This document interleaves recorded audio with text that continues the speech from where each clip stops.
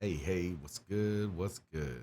That's right. I'm down here on the bottom because today we have guests. We got Matication and we got my boy Cameron over there. We're going to look at some Yo, safety vids yo. today. Cameron is rated, is forklift certified, and has been trained multiple times per year in job site safety. So he is a great reference here for what we're about to see. Sure am. And you I guys actually, at one point in my life, was OSHA 30, sir. see OSHA 30. That's far better. That's like way better than the OSHA 40. I know when I had to do the country music, um, we had to get OSHA 30 certified Oh, to damn. be able to what was it?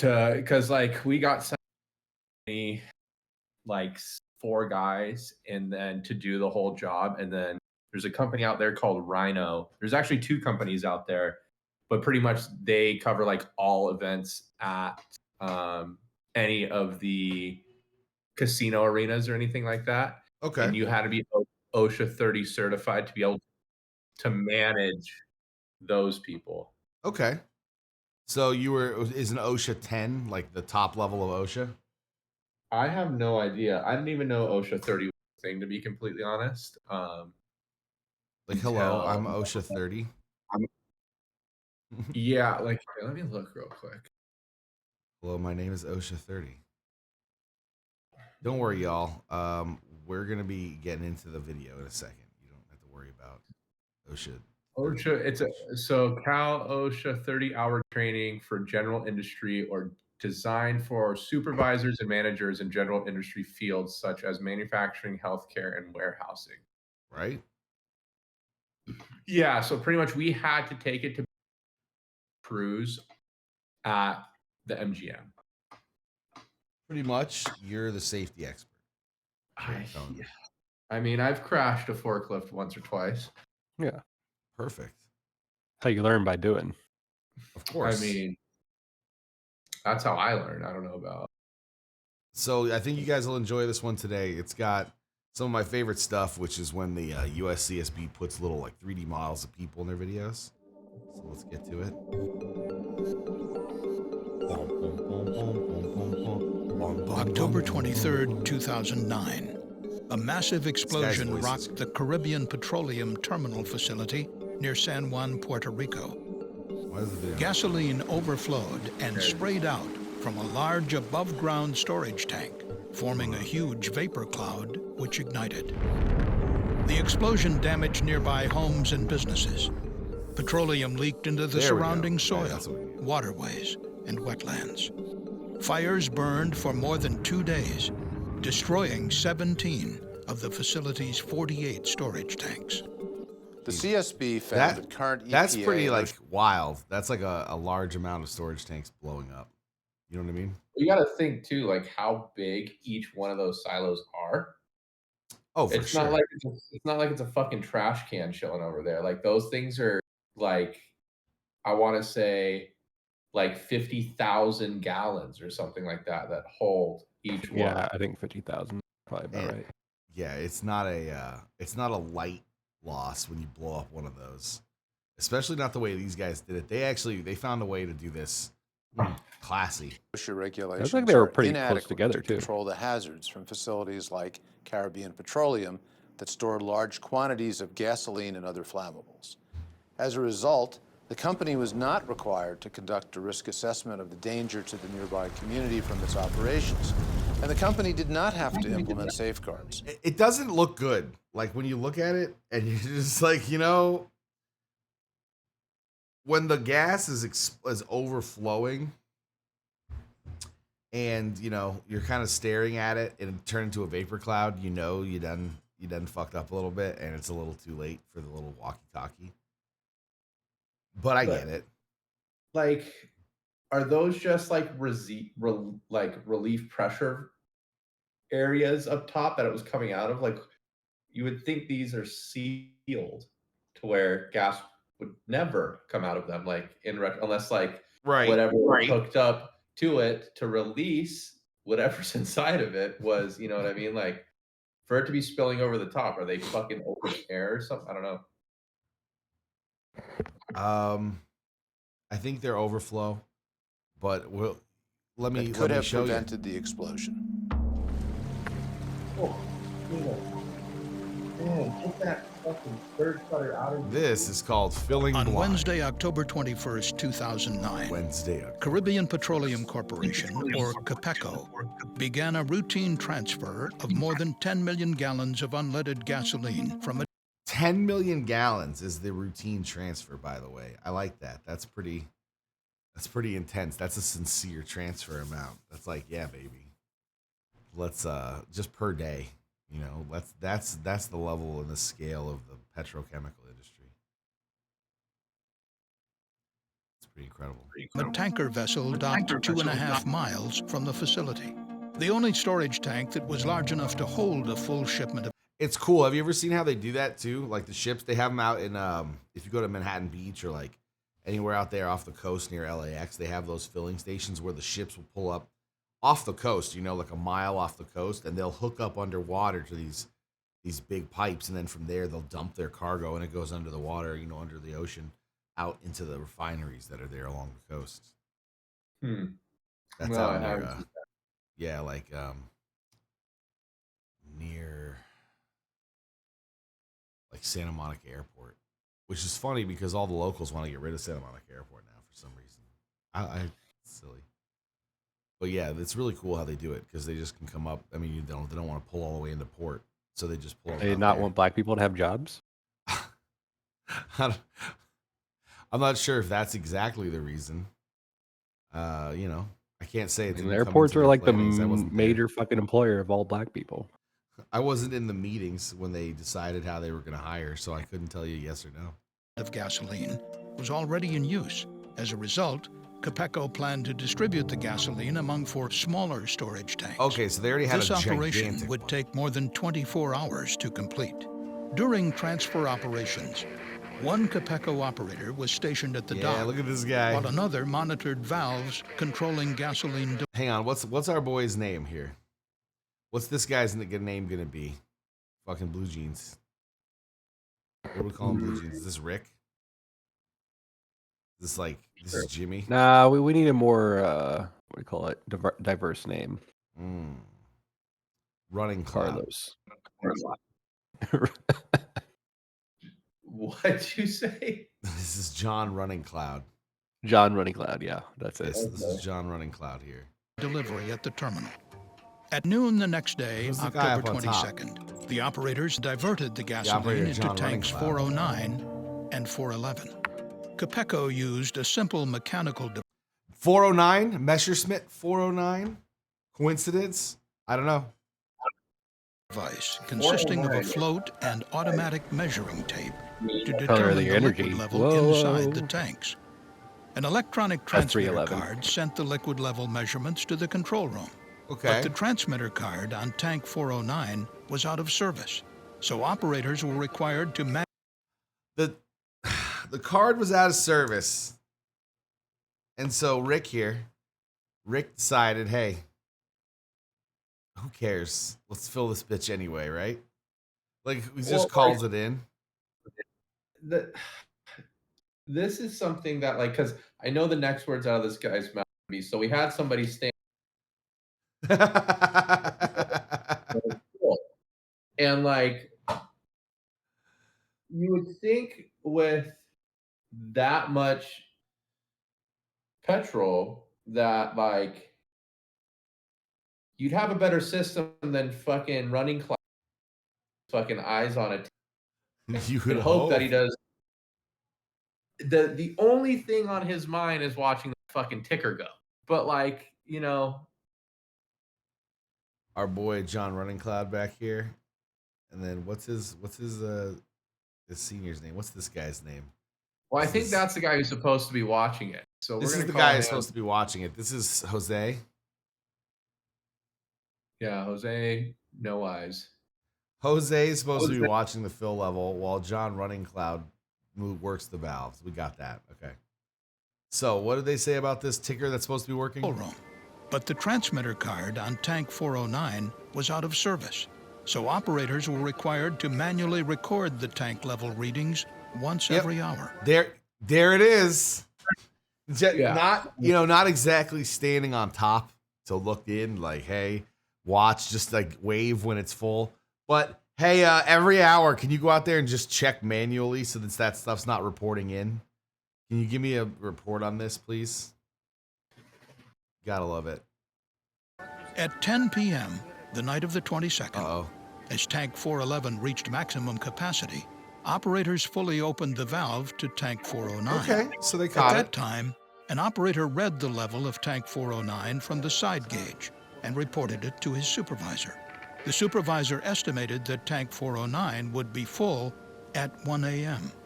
You know, when I Estimated. hear Estimated. Like, estimated is not usually a good term. It usually means something's more of a problem. Like, as soon as I heard that, I was like, oh, shit. I mean, you can estimate the time it takes for me to show up to your house on a Saturday with traffic. That's one thing. But like when you're filling fucking gasoline into something, like you would think that there'd be some exact fucking numbers going on. You would think. You would hope, but are they? No. On Twitch right now. Welcome to watching safety videos. Jeb, how you doing, you piece of shit? You going to bed right now? Yeah. What a guy. Jeb's going to bed. Well, welcome to the stream. I'm glad you guys could show up and fucking break our momentum here. Welcome. That very Jeb-like of you. Break our momentum because we're full speed right now. Very, very Jeb-like. Because That's all I we're can just say. full speed traveling at 100 miles an hour. John Redding Cloud is opening the valve, and Jose is supposed to be watching and reporting the levels. And now they've estimated there That'll should be full at filled 1 a.m. around 1 a.m. They're dealing with petrochemicals, though. It's not like an estimation party. But shortly before midnight, Oh, shortly Tank before 409 started midnight. to overflow. Gasoline sprayed from the vents. You know, his I estimate. don't see the problem here. Yeah. Okay, so It happens to the best of guys. so those are vents. It's just been a What while. Yeah, kind of like Look, when I you swear to throw God, up. this never happens. Yeah, like when you throw up. I think and you're so pretty. just- That's why you should consider it a compliment. Things come out of your mouth instead of going Well, into them. normally you put vents in a place that liquid doesn't come out of. You know what I mean? That's Hmm. why they're vents. Maybe That's there's some a real, storage pond. some real steam engine on a submarine type shit. Jesus Christ. I like that he estimated about 1 a.m. and it's shortly before midnight. All hell broke loose because this idiot didn't check the fuel gauge. How do you just leave it on and go back and like, we'll just check that shit every hour when you're dealing with this level of petrochemical? Why did he leave? That's like the best excuse to just not do anything. You just hang out there and look at the thing for like 4 hours. He had cigarettes to smoke, okay? You But can't just the do that. problem, what I don't understand is something of this magnitude of like fucking gasoline or Mhm. petroleum or whatever they're putting in here Yep. right now. Like, that's not something where it's not that toaster oven where you set it and forget it, especially when you know that you have pieces that are malfunctioning. So it's not like, okay, well, we'll turn it on and we'll check it in a couple hours. This is one of those things where you're like, stand by at all times. I was just about to ask you how the cake is. That's pretty good. That's pretty good. Is it your birthday? No, it's book club night, and so there's a cake nice.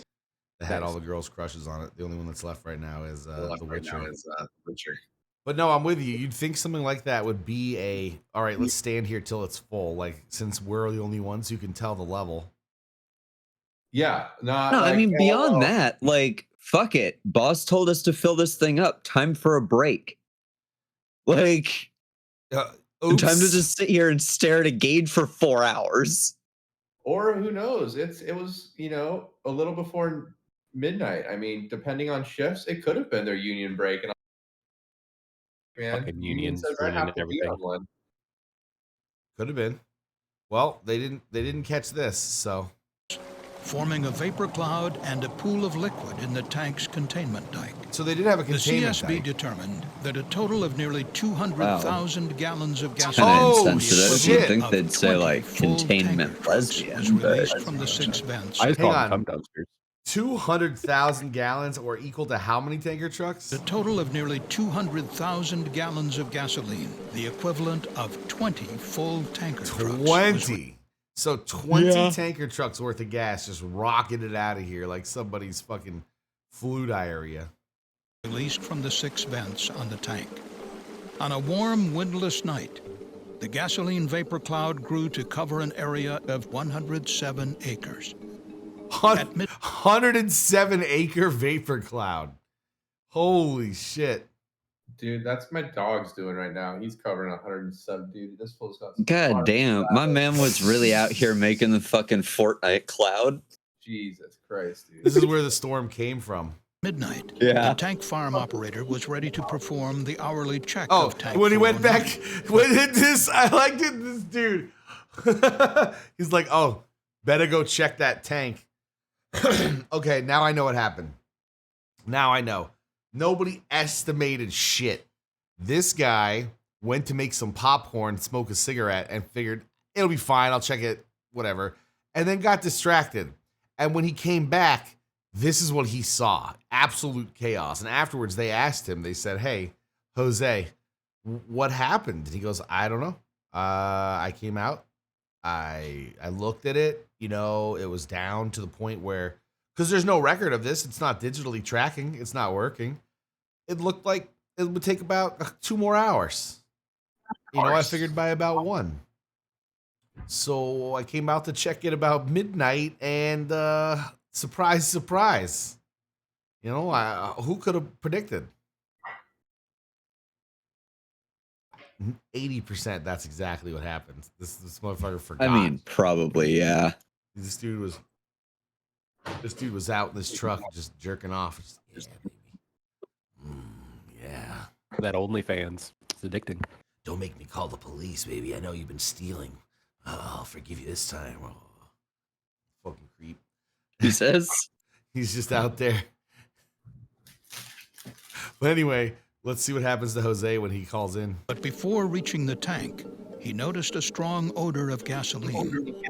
He alerted the dock operator to shut off the flow of gasoline to the tank. Yo, Doc. The tank farm operator and another operator met the supervisor at the edge of the terminal. There, they observed a white fog rising approximately 3 feet above the ground. Really? A white fog raising 3 feet above the ground. Are they like, well, what's happening? What could possibly be wrong? Are You they? know how strong that has to be for there visually to be a white fog? Dude, there's some sincere. Yeah, that's flammable so substance. fucking concentrated.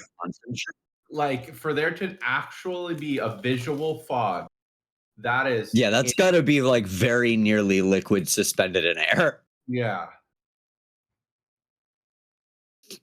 This is not a usual suspect. Now they're over here wondering what the fuck to do. The supervisor sent one operator to the security gate to stop anyone from entering the Yo, site. you. Then the supervisor On and the perimeter. tank farm operator drove to an elevated point away from the cloud to try to identify the source of the leak. Meanwhile, the pooled gasoline report flowed says- through open valves in the containment dike toward the wastewater treatment area. There, Oh, the vapor nice. reached electrical equipment, which ignited the cloud. Gangster. A flash fire raced back toward the storage tanks. 7 Oh Bro. no. That's a fire, bro. That Yeah. shit took out the whole place. That was That's wild. a city supervisor. That supervisor should have definitely been like gasoline everybody flowed target through as open far as valves in the possible away from containment it. dike toward the wastewater treatment area. There, the vapor reached electrical equipment, which ignited the cloud. A flash fire raced back toward the storage tanks. 7 seconds later, there was a massive explosion, registering 2.9 on the Richter scale. Oh shit. The time It's never a good thing when your work registers on a Richter scale. Yeah. It's one of those things you're like, well, check that off my bucket list. Was 12:23, approximately 26 minutes after the overflow began. Soon, 17 of the facility's storage tanks were engulfed in flames. All because this dude was busy. He couldn't be bothered to check. Right? Oh, damn, that's official. That's the actual, like, The live. time was 12:23. That's rad. Approximately 26 minutes after the overflow began. Soon, 17 of the facility's All right, let's slow this down. I want to watch this on the actual replay footage. All right. Oh, damn, it really was. Wah, bah, bah, bah, bah, bah, bah. Damn, Yeah. son. Dude. That's wild. Oh, shit.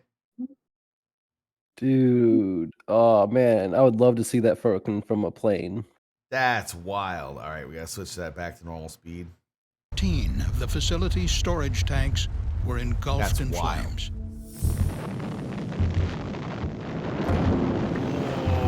That looks like something from True Lies.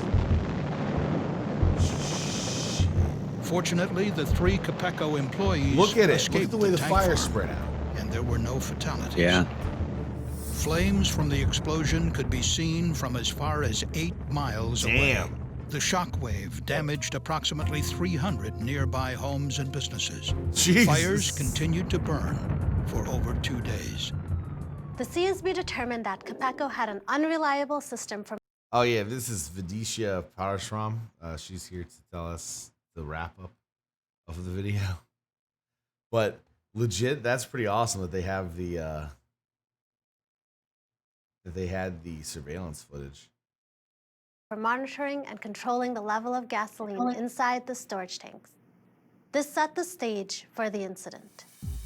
The CSB found that Oh, the there it float and is. tape measuring devices This is where Jose couldn't be asked to stand long enough to prevent this incident. This wasn't interesting enough at the time. used by Capeco were prone to mechanical failure.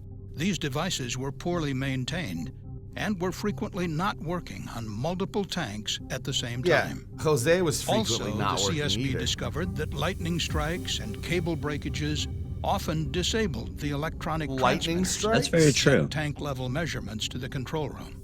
Capeco routinely took weeks to repair problems with the level monitoring system. Instead, operators checked tank levels hourly and manually calculated the time Well, it would not take this time, for they tanks to fill, potentially Yeah, right. introducing errors.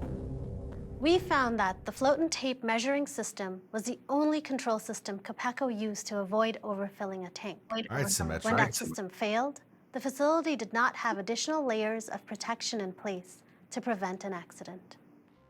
Phil Myers is a nationally recognized expert. Hold up. So on you're above- telling me their one strat for figuring out how much fuel was in there was to just drop a tape measure in it? Fuck yeah. Pretty much. Yeah, that was all they had. Really, they Oh boy. went with hope as a tactic. That's know. extremely encouraging for a company that deals with hundreds of thousands of gallons of petrochemicals. Hell yeah, 10 dog. million. 10 million gallons A day, right? a day. Where's Crazy. that stored? Where do I have And that is seconds routine disaster? 10 million a day. Yeah. Let me find where seconds to disaster is stored. Hang on. And they want to fucking put safety caps on my gas can. That's some fucking bullshit. Well, that's Right. why Jose fucked it up for everybody. You fucked Dude, it up for honestly, everybody. Jose ruined it.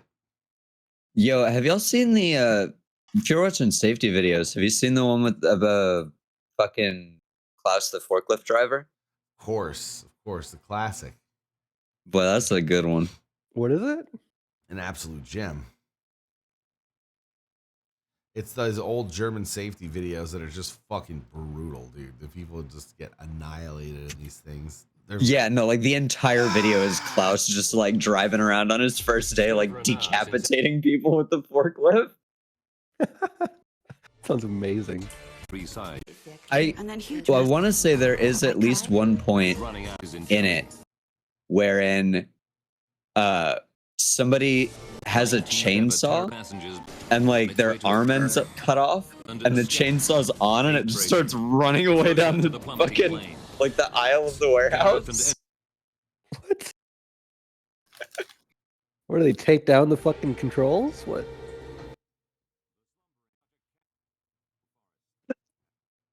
Mount St. Helens? No. What else we got? Building 7. No, we know what happened there. Which one's this one? Captain Al Haynes. Is this the DC that fucking Sioux City crash? Yeah, it looks like the Sioux City crash.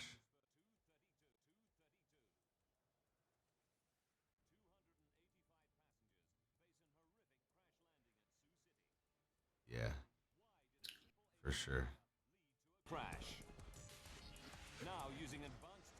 Yeah, this one was wild. The fan blade just fucking went wild in the back of the plane. This was crazy. This was a crazy one. The craziest one though was fire in the sky, where they do the video of Swiss Air 111 heavy, and it was that heavy? What was it, a 747 or an Airbus 350 or 380? It wasn't a 380. It was like a 350 or something. It was a big plane, and they had recently renovated it to put in these new digital entertainment systems for all the passengers, but they hadn't properly. I mean, they just threw the wires in there in the wiring runs and everything, and just figured it'd be fine. But in certain places where wires were exposed, it was able to introduce enough of a current to generate heat, and it started a fire in the overhead compartment, like above like the avionics. There's a vent fan that takes the air from the cockpit and kind of blows it back, and so that fan was pushing the fire back further into the cabin, above the passenger compartment. Always what you want. Well, in this case, it actually was, because what happened is what happened was, in this case, unfortunately, they decided to follow the manual, which said what you need to do in that situation is turn off the circulation fans, and they did that according to the manual. But now the fire had no impetus to go back, so instead it goes forward again. And it settles on the avionics cabinet and starts to burn through all of their very important instrumentation and all of their controls. To the point where that'll do it. Yeah, it takes out all the controls, it takes out everything, and then they can't, do anything to really stop what happens, and it crashes. And it's terrible. It's not, Japan Air 123, which is that was definitely a 747. That was a big ass plane. The guy who did the repair didn't do it. Like, I guess that wasn't fully up to code. They didn't have the right. It was a joining plate in the back on the pressure vessel, and they didn't put enough rivets in it, and it blew out in flight and took the whole tail with it, basically. And so they had no rudder, and they had no tail surface, and so the plane just went like this through a fucking solenoid movement, just again and again and again and again and again. Until eventually, I think they either ran out of fuel or they just ran out of altitude enough and they crashed into a mountain. Very sad. But I've got one here. Sioux City. It was a pretty good one. Let's see how I can get this. So instead of capturing Discord. Well, that worked. Oh, no. So I got to capture. Yep. I got it.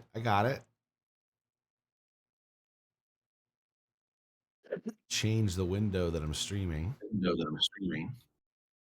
Like this. Bam, son. Just like that. All right. Can you guys hear it all right? I don't know. It's not playing. How dare you? A DC-10 on route Yeah, I to can hear it. Chicago. All ears, brother. All right.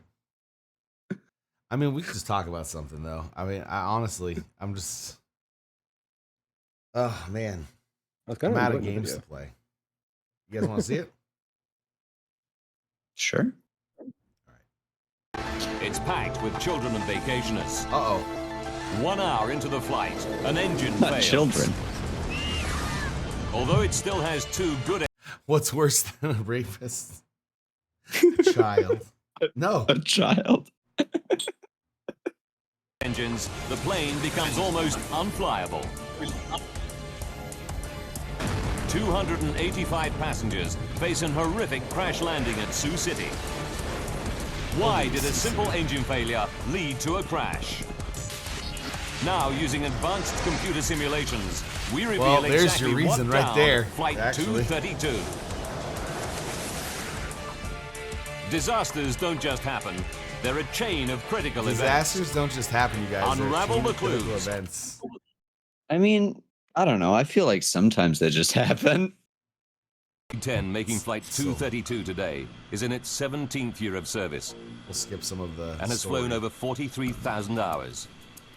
It's a reliable so far, DC-10, without incident. which is funny to say for Today DC-10s, I should be know, no but different. Should be a normal Jet day. flies out of Denver. The morning we left Denver, it was clear skies, beautiful day, nice smooth air, comfortable flight, just a routine flight. This guy's cool. That guy was a training officer for United. He trained a lot of the pilots in emergency situations in the simulators. Debbie McKelvey sits with her son Ryan, while her friend Ruth is 1 row behind, Not looking Debbie. after her daughter Devon. At 3:16 p.m., they're finishing their meal. You know who's not finishing?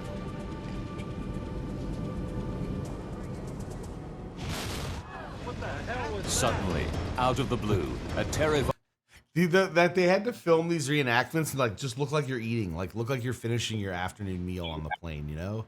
Like you just got fed and you're not that excited about it, but you're just finishing up eating. We need some B-roll. blast rips through the plane. The first thing I thought was a bomb has gone off. I really did. I thought someone had planted a bomb, it had been detonated, and we started to drop. The only way I can think to explain it, it's like if you're driving down a highway and you hit a pothole. Jan Brown Law fears it may be a breach in the plane's fuselage. I instinctively sat down on the floor and held on, not knowing if it were a decompression, Look, I have 2 that cats. everything that isn't tied down securely is going to be sucked out. There's no sign of any visible damage inside the plane. But up in the cockpit, Captain Haynes scans the engine instruments and quickly realizes that his number 2 engine is malfunctioning. I never had a jet engine fail in flight. Only in the flight simulator, never in flight. But this time, 3 of the plane's hydraulic systems are empty. 3 He cannot hydraulic believe his systems are eyes. empty, all 3 of them. The Not just hydraulic one, systems not just operate 2, the plane's all flaps, 3. ailerons, rudder, and elevator. Not anymore. Without these controls, the pilots won't be able to steer the plane or take it up or down. You're fucked now, dude. Now what, you know? Yeah. Once you got that going for you, you're fucked. I mean, pretty much, right? There's not really a whole lot you can do. No, yeah, you're done at that point. You're done at that point. You got very few options. But the instruments are right. Cricket? Co-pilot Bill Records is horrified to find his flight controls are no longer responding. Still got the right Uh-oh. leg down. Okay. The plane starts to bank steeply to the right, and he's powerless to stop it. That's when we realized we were in a world of hurt, that something was drastically wrong. Oh, sorry. That's the pilot. That's actually not the training pilot. That's like the regular pilot. Okay, let's not let it get over center. And I'll bring us back. Now Captain Haynes tries the flight controls, but he cannot get the DC-10 back into level flight either. Bill. The plane is now He's trying not to planning roll on it, over, and I'm a not gonna do terrifying that. prospect. We have nothing to turn the airplane, nothing to control the pitch of the aircraft. Nothing. Fly the aircraft. That's kind of a top 10 bad scenario. In an airplane, like, okay, we can't control the pitch, we can't control the angle of attack, we can't control anything we want to do with this plane. We're just basically flying. Yeah.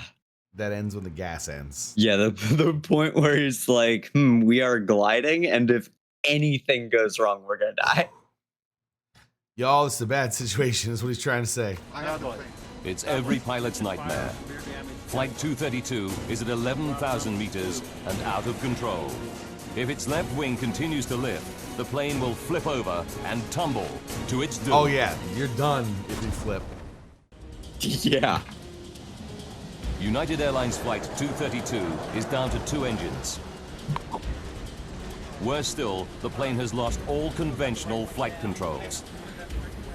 Make them sweatier. Despite So, everything this that is a Captain Haynes reenactment, tries, the goddammit. plane seems bent on turning over. Back in the cabin, the passengers feel the plane banking steeply.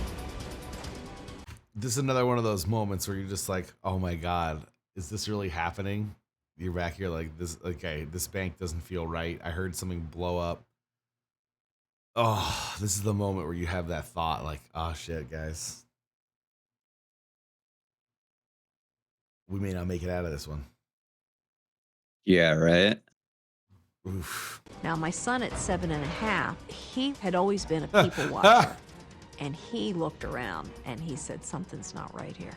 Yeah, my 7.5-year-old, he noticed there You was could a feel the problem. turn. You could feel the sensation physically Yeah, right. of your body leaning off to the right side. I remember feeling that and thinking that was very unusual. 3:18 p.m. The left wing is so high that the plane is in an extremely steep bank. Al Haynes knows that within a few more seconds, it will roll over and tumble out of control. You keep helping producing a little bit. There is just one old aviator's trick left to him. If it fails, Flight 232 is doomed. Uh-oh. The first reaction was to Does he just try close it, one though? throttle and push the other one up, see if maybe that would help. In a desperate bid to restore level flight, Haynes tries adjusting the relative power of the 2 wing engines. If the right engine runs faster, the airplane will bank left, and vice versa. Firewall. Okay. Goes the other way. Good. Okay. It works. Captain Haynes is able to pull. All right, Captain Haynes. Good job. Yeah, for real, dude. Good thinking there. Someone came along and saved the day. The plane out of its roll. He still has no flight controls, but he regains a crude form of steering by using the throttles. But Haynes finds that he can only make right-hand turns. 3:20 Hey, p.m. that's better than what you had. Co-pilot Bill Records Yeah, I mean, radios really. Minneapolis Air Route Traffic Control Center. United 232 Heavy. We shut down engine He number reports 2. the loss of flight controls and requests a flight We've path to the nearest shut down airport. engine. Declaring emergency. The pilots have no idea how they're going to land the crippled plane. Ladies and gentlemen, this is the captain. We've shut down the number 2 engine. Now Captain Haynes. Ladies and gentlemen, if anyone has any ideas, now would be a good time to come to the cockpit. We have some trouble. Yeah, right? Why does it look like he's talking into one of those, like, slinky balls? What's going on here? Haynes tells passengers that one engine has failed, but he doesn't mention the loss of flight controls. Chicago, but we may be just a Yeah, Not we all meant the that bank. passengers Don't find worry, his that bank words was reassuring. planned. Yeah, that You shit could was just on purpose, feel dog. A tenseness in the flight. My attendants. 7-year-old, And that's he when you knew kind that of he was felt lying. there's something not right here. He was a people watcher. Captain Haynes knows that time is running out. UA-232 is dropping at around 250 meters per minute. Also probably good. They need to attempt an emergency landing soon. not want to be before they climbing lose in this height situation. altogether. Yeah, probably not. 3:22. Air traffic control informs the flight crew that their nearest runway is at Sioux Gateway. This is Yep. a small regional airport Sioux near City. the sleepy town of Sioux City, Iowa. 3:25 p.m. A quiet afternoon in a Sioux City fire station is about to get a whole lot busier. when Fire Chief Robert Hamilton... Yo, guys, up and at them. Up and at them. Up and at them. No, up and at them. Up and at them. All right, better. Here's an alert called in. He suspects something big. I've been in this business a long time, and you can kind of tell. You have almost a sixth sense, I guess. When they called and Within told me the minutes, plane the was fire going to chief's crash, hunches proved correct. something told me that something bad was UA-232 going to happen. is heading right for his city. 9 something told me something bad was going to happen. What do you think it was? Oh, it was the radio. The radio said something bad was about to happen. Fire trucks race out to their emergency positions on one of the runways. Now Captain Haynes and his crew have to work out how they're going to land the plane. That with camera barely any work to zoom controls. into the cockpit? Before they can make a plan, they hit another problem. The DC-10 starts to soar up and then down in a random, uncontrollable cycle.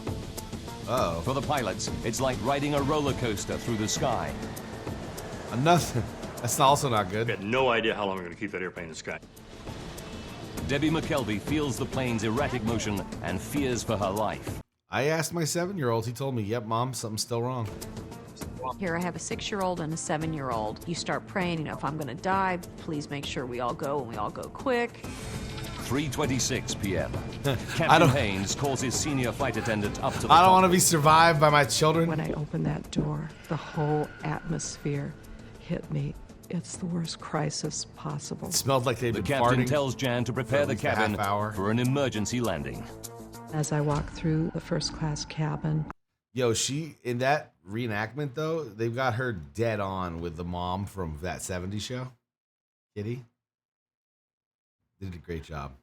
through the first-class cabin, I just could not look anybody in the eye because I was afraid they'd read the fear in mine. Denny Fitch is a DC-10 training pilot flying home from an instructor session. He knows that something is wrong and offers Oh, his here help. he is. 3:29. Here's the hero pilot. What Denny finds in the cockpit shocks him. It was an amazing scene for me because both the pilots were in fact on the controls. Both of them, their tendons in their forearms were raised from effort. Their knuckles were white from grip. As an It's like, what the fuck have I stumbled upon here? expert training pilot, Denny Fitch is ready for any emergency, but he's never seen anything like this before. I was dumbfounded because it was unheard of. As a matter of fact, there was no procedure for it, having no hydraulics. No. The first thought that came to my mind, to be honest, was that I was going to die that afternoon. Ladies and gentlemen, Captain Haynes now tells his passengers the plane is damaged and they'll be making an emergency landing in Sioux City. This landing's a little different than you're used to. 296 people could lose their lives. That's Getting wild. this That's a lot airplane of down without focus. crashing will be the ultimate test of pilot skill. Denny offers to help out any way he can. I said, Captain, would you want me to do your throttles? This is like when your buddy explains how to work his busted ass car. He's like, all right, now listen, you gotta hit you put it in gear, and then turn the key, and then put it back to neutral. Hit the gas, put it back to gear, and then when you turn the key, it'll start. That's what I feel like when watching these fucking pilots explain to him how to work it. Right hand